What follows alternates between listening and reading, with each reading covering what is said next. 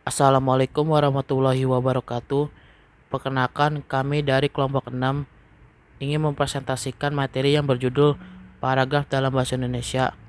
Perkenalkan, nama saya Yafet Inggamer, dan ini teman-teman saya yaitu Davani Ridho, Muhammad Bagas Ramadan, dan Rehan Mursyidi. Pengertian paragraf.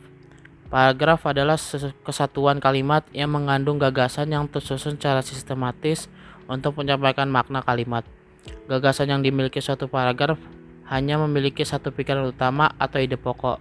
Ide pokok ini merupakan gagasan utama dari kalimat yang dibuat oleh pengarang.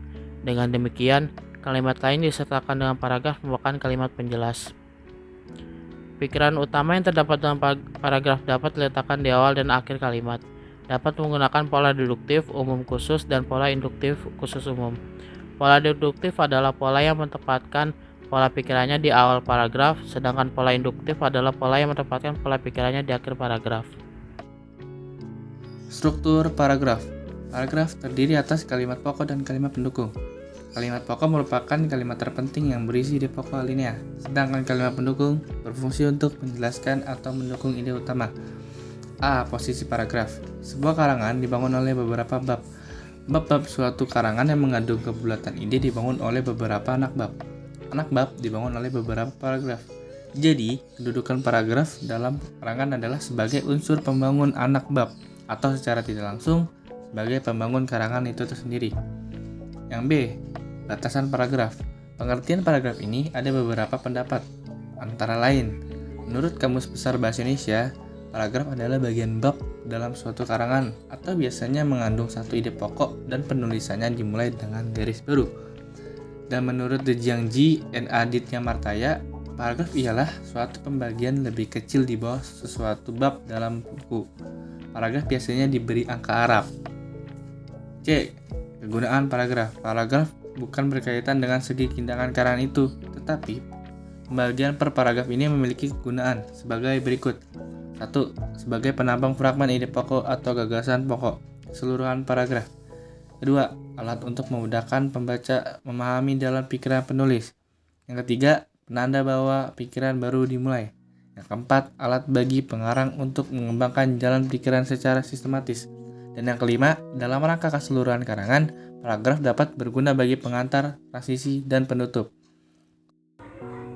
Unsur-unsur paragraf ialah beberapa unsur pembangunan paragraf sehingga paragraf tersebut tersusun secara logis dan sistematis. Unsur-unsur paragraf itu ada 4 macam, yaitu transisi, kalimat topik, kalimat pengembang, dan kalimat penegas atau penjelas. Keempat unsur ini tampil secara bersama-sama atau sebagian.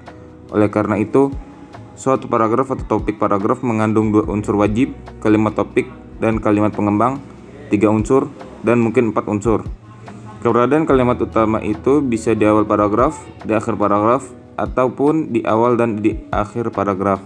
Berdasarkan penempatan inti gagasan atau ide pokok alinea dibagi menjadi beberapa jenis, yaitu deduktif, kalimat utama diletakkan di awal alinea; induktif, kalimat utama diletakkan di akhir alinea; variatif, kalimat utama diletakkan di awal dan diulang pada akhir alinea; deskriptif, kalimat utama tersebar di dalam seluruh alinea.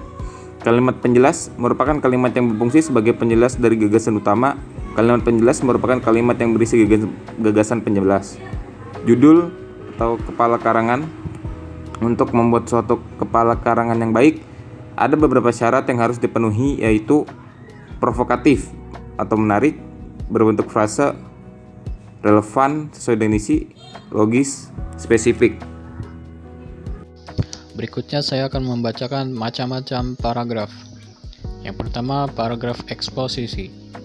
Paragraf eksposisi adalah paragraf yang bertujuan untuk menjelaskan dan menerangkan kembali suatu permasalahan kepada pembaca agar pembaca mendapat gambaran yang sejelas-jelasnya tentang suatu permasalahan yang dimaksud oleh pengarang. Paragraf eksposisi memiliki ciri-ciri, yaitu yang pertama, bersifat non-fiksi atau ilmiah. Yang kedua, bertujuan menjelaskan atau memaparkan. Yang ketiga, isinya harus berdasarkan fakta. Yang keempat, tidak bermaksud mempengaruhi. Contoh paragraf eksposisi adalah sebagai berikut. Yang kedua, paragraf argumentasi. Paragraf argumentasi adalah paragraf yang berisi mengenai argumen atau pendapat yang disertai alasan-alasan kuat dan meyakinkan. Dalam paragraf argumentatif, penulis bermaksud untuk mempengaruhi pembaca melalui penjelasan yang disertai alasan yang kuat sesuai dengan fakta. Paragraf argumentasi memiliki ciri-ciri, yaitu yang pertama, memiliki ide pokok, argumen, atau pendapat tentang suatu masalah. Yang kedua, memiliki fakta sebagai penjelas yang mendukung gagasan. Yang ketiga, memiliki hubungan sebab dan akibat. Yang keempat, menggunakan penjelasan-penjelasan lain untuk memperkuat argumen atau pendapat. Yang ketiga, paragraf deduktif. Paragraf deduktif berisi gambaran mengenai suatu hal atau keadaan sehingga pembaca seolah-olah melihat, merasa, atau mendengar hal tersebut. Paragraf deduktif memiliki ciri-ciri, yaitu yang pertama, menggambarkan atau melukiskan objek tertentu. Yang kedua, menceritakan sebuah objek dari hasil penginderaan. Yang ketiga, bermaksud agar pembaca menyaksikan atau mengalaminya sendiri. Contoh paragraf deduktif adalah sebagai berikut.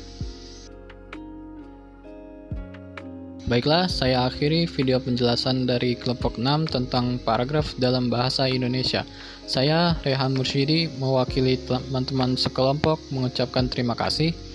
Mohon maaf bila ada kesalahan dan kekurangan.